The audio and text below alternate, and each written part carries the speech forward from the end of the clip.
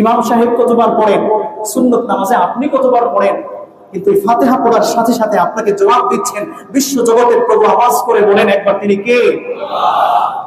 একটু মহব্বত নিয়ে আরেকবার শুনতে চাই, বলেন তিনি কে? সুবহানাল্লাহ। এই হচ্ছে নামাজের দর্শন।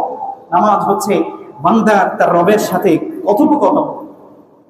শুধু তাই না, সূরা ফাতিহাটা শেষ করলেন, যখন মুসল্লিরা সকলেই মিলে আমিন বলে, আল্লাহ রাসূল বুখারীর বর্ণনাতে এসেছে, আবু হুরায়রা রাদিয়াল্লাহু আনহু বলছেন, ফামান ওয়াফাকা তা'মিনুহু তা'মিনাল মালায়েকা, ফেরেশতারাও আমিন বলে।